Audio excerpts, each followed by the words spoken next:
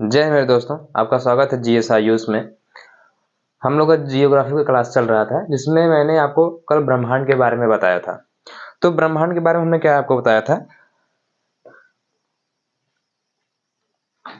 कि ब्रह्मांड आकाश में दिखने वाले समस्त आकाशीय पिंड को ब्रह्मांड कहते हैं। और सबसे ज़्यादा ब्रह्मांड में संख्या किसकी है? सबसे ज़्यादा ब्रह्मांड में संख्या तारों की होती है। तो तारा बनने से पहले वह एक विरल गैस का गोला होता है। वह एक विरल गैस का गोला होता है जिसको जो केंद्रित हो जाए जिसे नीहारिका कहते हैं, जिसे नीहारिका कहते हैं। फिर यही नीहारिका इसमें दहन की प्रक्रिया शुरू हो जाती है। नीहारिका में दहन की प्रक्रिया शुरू होने के बाद इसमें हाइड्रोजन का संलयन हीलियम में होने लगता है, तब यह तारा का रूप ले लेता है। यह तारे का रूप ले लेता है। और तारा किस अवस्था में होते हैं? तारा हमारा प्लाज्मा अवस्था में है। प्लाज्मा अवस्था में होता है तारा। और इसका किस में संलयन होता है? हाइड्रोजन का हीलियम इसमें संलयन हो जाता है। अब जब तारे का ईंधन समाप्त होने लगता है, जब तारे का ईंधन समाप्त होने लगता है तो यह लाल दानों का रूप ले लेता है। जब तारे का ईंधन समाप्त होने लगता है तो वह लाल दानों का रूप ले लेता है। लाल दानों का रूप लेने के बाद यह श्वेत वामन बन जाता है।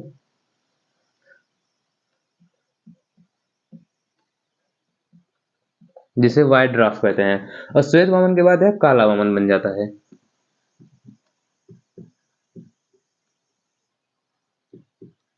जिसे ब्लैक ड्वार्फ कहते हैं। तो पहले तारा नीहारिका, तो वह तारा एक विरल गैस का गोला है जो गैस केंद्रित होकर नीहारिका को रूप ले लेती है। फिर नीहारिका में दहन प्रक्रिया शुरू होती है, हाइड्रोजन का संलयन हीलियम में हो जाता है। फिर वह तारे का रूप ले लेती है। तारा का रूप लेने के बाद वह प्लाज्मा, तारा किस अवस्था में होता है? तारा प्लाज्मा अवस्था में होता है। किसका किसमें संलयन होता है? हाइड्रोजन का हीलियम में संलयन हो जाता है। फिर लाल दानव बनता है। तारे का जब ईंधन समाप्त हो जाता है,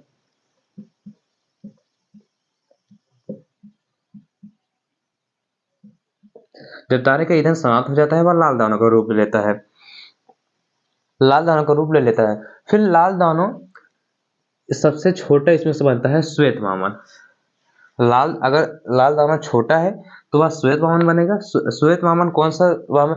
यह एक जीवाश्म तारा है। इसे जीवाश्म तारा क्यों कहते हैं? क्योंकि तारा अपने अंतिम अवस्था में जीवाश्म तारा में ही चमकता है। तारा जब अपना अंतिम तारे की जब अंतिम अवस्था आ जाती है चमकने की, तो वह श्वेत वामन अवस्था में ही चमकता है। इसलिए इसे जीवाश्म तारा भी कहते हैं। जीवाश्म तारा होने के बाद फिर यह काला वामन में आ जाता है। काला वामन में आने के बाद तारा चमकना छोड़ देता है। फिर तारे चमकना छोड़ देते हैं। तो श्वेत वामन बनेगा, श्वेत वामन से फिर वह काला वामन। इस प्रकार तारों का अंत हो जाता है। अगर यह लाल दानों से अगर मतलब छोटा तारा है, अगर फिर यही लाल दानों अगर बड़ा है मैंने आपको कल यहाँ तक बता दिया था कि काला वामन तक केस फर्स्ट बनेगा यदि इसका सूर्य से द्रव्यमान 1.44 गुणा से छोटा है। और 1.44 गुणा से सूर्य के द्रव्यमान से बड़ा है।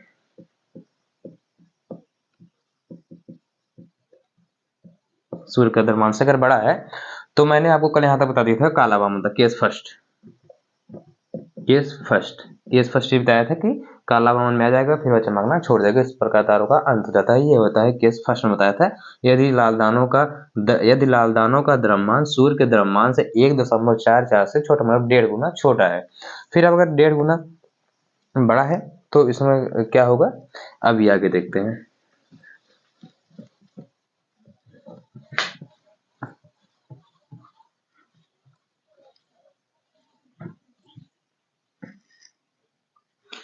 ये हो गया लाल दानव।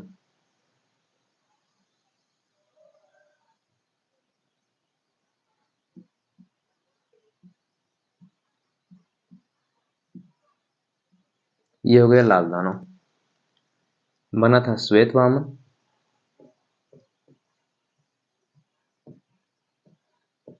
ये हो गया था श्वेत वामन के बाद यह बन गया था काला वामन।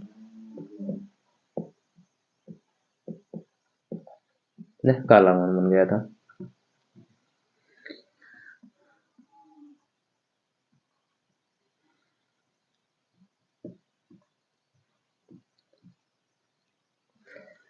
काला वामन बन गया था। अब देखिए, यदि लाल दानों का द्रव्यमान यदि लाल दानव अगर बड़ा हो जाएगा, सूर्य के द्रव्यमान के 1.44 से यदि लाल दानव बड़ा हो जाएगा तो वह अभिनव तारा बनेगा। अभिनव तारा एक विस्फोटक तारा होता है। अभिनव तारा एक विस्फोटक तारा होता है। तो इसके बाद क्या ये बनेगा अभिनव तारा।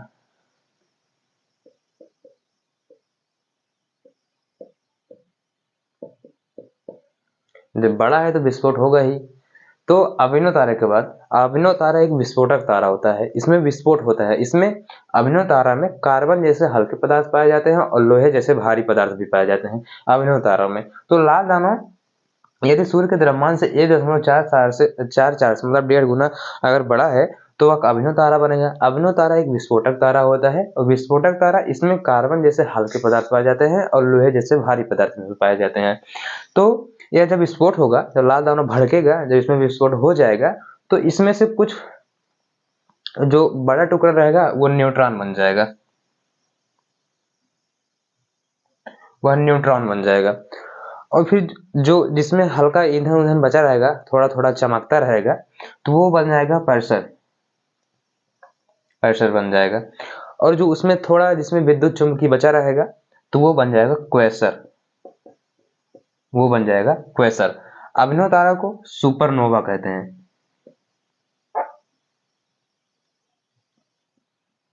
सुपरनोवा, अभिनव तारा को सुपरनोवा कहा जाता है। तो ये देखिए लाल दानव है। जब लाल दानव का द्रव्यमान सूर्य के द्रव्यमान से 1.5 गुना बड़ा हो जाएगा तो वह अभिनव तारा बन जाएगा। अभिनव तारा बनने के बाद अभिनव तारा एक विस्फोटक तारा होता है। इसमें कार्बन जैसे हल्के पदार्थ पाए जाते हैं और लोहे जैसे भारी पदार्थ पाए जाते हैं। तो अभिनव तारा जब भड़केगा, जब इसमें विस्फोट हो जाएगा अभिनव तारा में, तो फिर यह न्यूट्रॉन तारा बन जाएगा। उसमें से जो एकदम बहुत बड़ा इसका रहेगा, बहुत बड़ा जो भाग रहेगा वो न्यूट्रॉन तारा बन जाएगा। और जिसमें से अब जब भड़केगा, जब उसमें विस्फोट होगा तो कुछ कुछ में ईंधन बचा रहेगा थोड़ा बहुत, जिसमें जिसमें ईंधन बचा रहेगा वो तो बन जाएगा पर्सर बन जाएगा। वो तो पर्सर बन जाएगा। जिसमें थोड़ा बहुत विद्युत चुम्बकीय बचा रहेगा वो क्वेसर बन जाएगा। ये इस प्रकार हो गया। तो धीरे धीरे न्यूट्रॉन तारा ये सबसे बड़ा तारा है, क्योंकि जब विस्फोट हुआ सबसे बड़ा तारा न्यूट्रॉन तारा ही बना। फिर धीरे धीरे ऐसा समय आएगा कि न्यूट्रॉन तारा ठंड के कारण धीरे धीरे धीरे धीरे धीरे धीरे एकदम सिकुड़ने लगेंगे। धीरे धीरे एकदम सिकुड़ने लगेगा। जब न्यूट्रॉन तारा एकदम सिकुड़ने लगेगा और एकदम छोटा हो जाएगा तो इसका घनत्व तो बहुत उच्च हो जाता है और इसकी जो आकार होता है वो छोटी हो जाती है।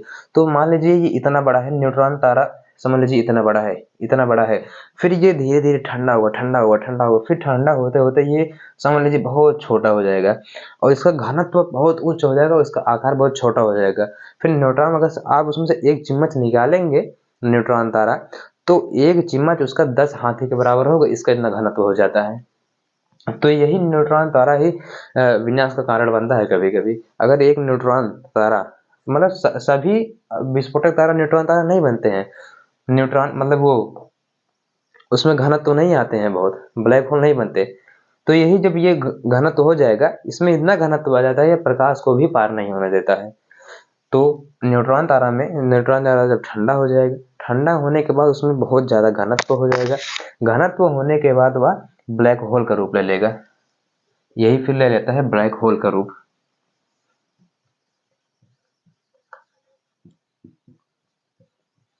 यही न्यूट्रॉन तारा जब ठंडा हो जाएगा, इसमें सबको सभी नहीं ठंडे होते हैं, सभी नहीं घनत्व में सबसे ज्यादा होता है, कुछ तारों का हो जाता है।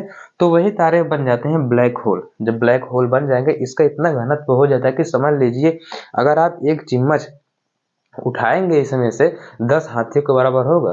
अगर आप इसको लड्डू खाइए तो क्या होगा, एक लड्डू का तो इसमें कितना भार होगा। तो यही आगे चल के कभी कभी पृथ्वी का विनाश का कारण भी बनता है।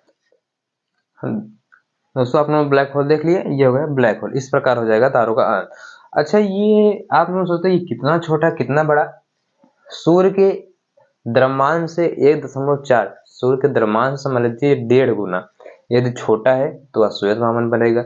उससे सूर्य के द्रव्यमान से 1.5 गुना ज्यादा है तो अभिनव तारा बन जाएगा। तो इसको बार ये सिद्ध करने के लिए कौन सिद्ध किया इन दोनों को कि इतना छोटा रहेगा तो श्वेत वामन बन जाएगा, इतना बड़ा रहेगा तो अभिनव तारा बन जाएगा। तो इसे एस चंद्रशेखर आए थे, एस चंद्रशेखर, इसलिए इसको चंद्रशेखर सीमा कहते हैं। सूर्य के द्रव्यमान से चंद्रशेखर सीमा।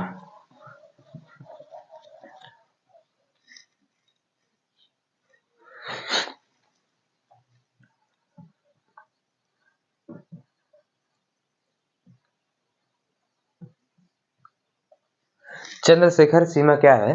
सूर्य के द्रव्यमान से, सूर्य के द्रव्यमान से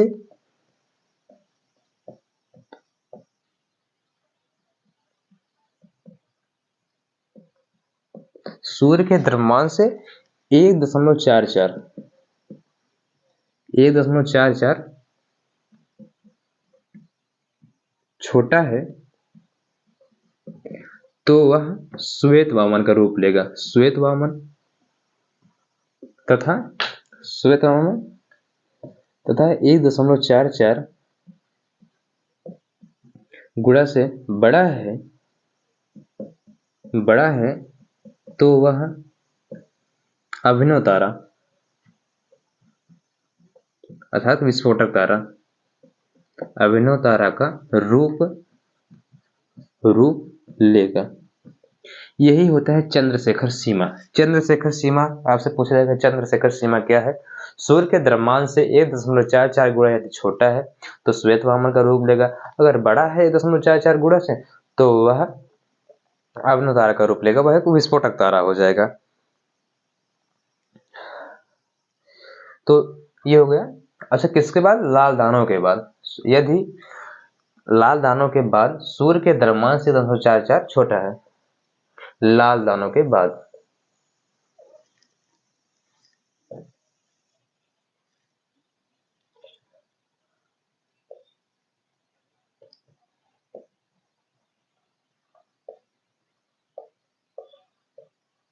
लाल दानों के बाद ये हो गया। इस प्रकार तारों का हो जाएगा अंत। ठीक है। अब जब तारा लाल दानों बनता है, जब ये तारा, जो हम बताया था आपको, तारा जब तारा लाल दानों बनता है तो अपने पास अपने समीप जब वो लाल दानों बन जाएगा तारा, जब उसमें ईंधन समाप्त हो जाएगा, तो जब वो लाल दानों बन जाएगा उसका आकार बहुत बड़ा हो जाता है। आकार बड़ा होने के कारण वो अपने समीप 4 ग्रहों को जला देता है। लाल दानों जब वह तारा जब लाल दानों का रूप लेकर उसका आकार बड़ा हो जाएगा तो वह अपने समीप के 4 ग्रहों को जला देता है। कितने ग्रहों को? 4 ग्रहों को। 4 ग्रहों को जला देता है। 4 ग्रहों को जला देता है। कौन जला देता है? लाल दानों। लाल दानों जला देंगे, 4 ग्रहों को जला देगा। तो एक बार हम लोग रिवीजन कर लेते हैं।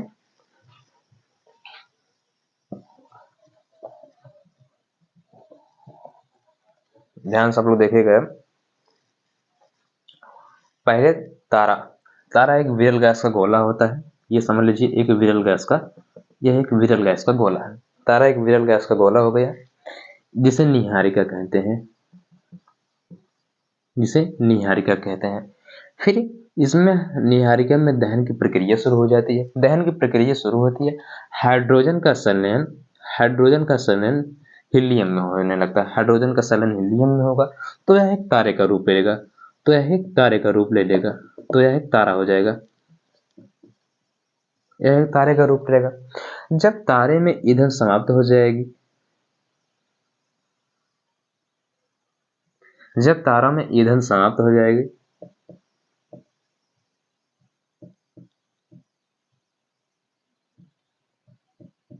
जब तारे में ईंधन समाप्त हो जाएगी तो यह लाल दानव बन जाएगा।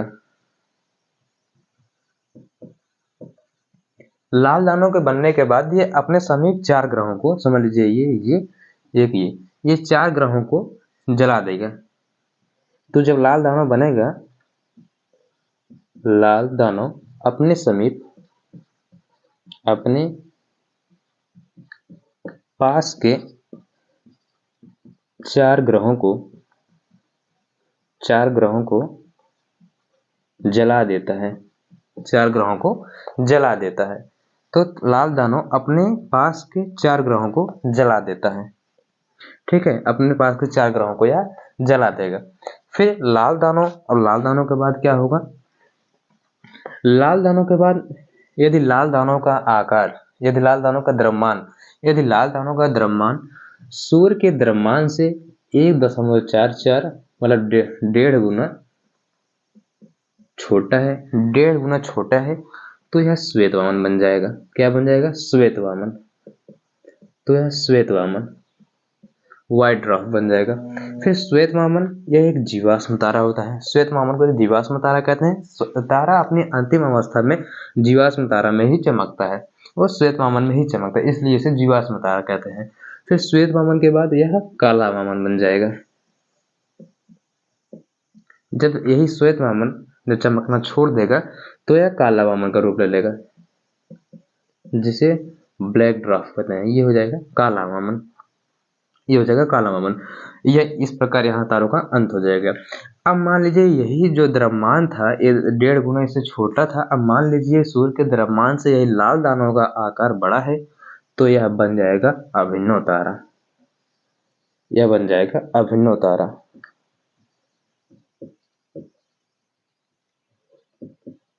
अभिन्नव तारा एक विस्फोटक तारा होता है।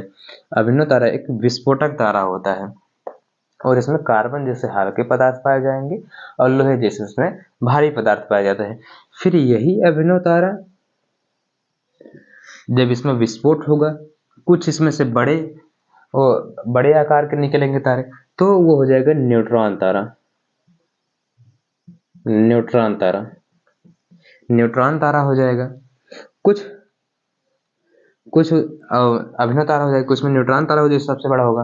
फिर उसमें से जब अभिन्नव तारा जब विस्फोट होगा, कुछ में तो ईंधन बचा ही रहेगा। ये तो नहीं कि पूरा समाप्त हो जाएगा। जहां जहां ईंधन चले जाएंगे तो वो बन जाएगा पर्सर।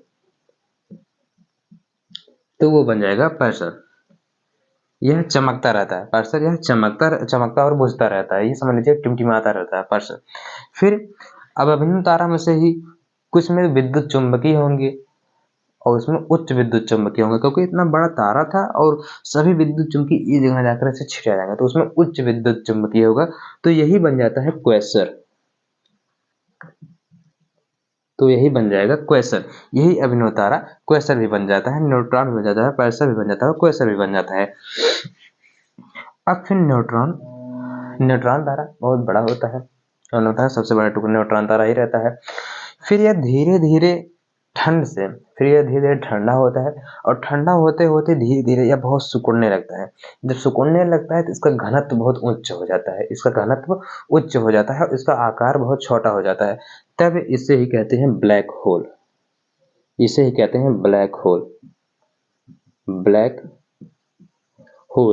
हिंदी में कहते हैं कृष्ण विवर। तो ये बन जाएगा ब्लैक होल। अब ब्लैक होल का घनत्व इतना अधिक होता है कि यह प्रकाश को भी नहीं गुजरने देता। अगर समझ लीजिए एक ब्लैक होल पृथ्वी पर आ गया तो पृथ्वी एकदम छेद कर निकल जाएगा, तब वही आएगा तबाही, कयामत, यही आ जाएगा जब ब्लैक होल पृथ्वी से टकरा जाएगी। तो ये हो जाएगा ब्लैक होल। लेकिन हमने आपको बताया कि सभी न्यूट्रॉन तारा ब्लैक होल नहीं बनते हैं, कुछ कुछ ही ब्लैक होल का रूप लेते हैं, सभी नहीं लेते हैं। तो इस प्रकार हो जाएगा तारों का अंत। तो आप इसका स्क्रीनशॉट भी ले सकते हैं। तो ये हो गया ब्लैक होल। अब एक व्हाइट होल भी होता है, इससे कोई ज्यादा वो बात नहीं है। व्हाइट होल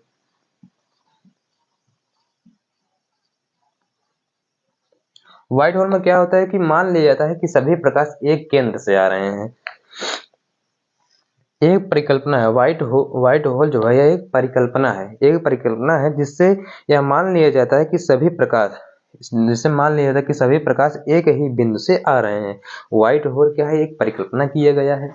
कोई भी मान लीजिए एक परिकल्पना किया गया है कि हाँ जितने भी प्रकाश ये आ रहे हैं ये एक ही बिंदु से आ रहे हैं, बस यही है व्हाइट होल। और व्हाइट होल में कुछ है नहीं। व्हाइट होल क्या है? व्हाइट होल में यह मान लिया जाता है कि सभी प्रकाश एक ही बिंदु से आ रहे हैं। ये हो गया व्हाइट होल। अब हम कल की क्लास में पढ़ेंगे आकाशगंगा क्या होता है। तो आज के लिए बस इतना ही। वीडियो को लाइक करिएगा, चैनल को सब्सक्राइब करिएगा और ज़्यादा से ज़्यादा शेयर करिएगा। और कल की क्लास में हम लोग पढ़ेंगे आकाशगंगा क्या होता है। ठीक है, जय हिंद।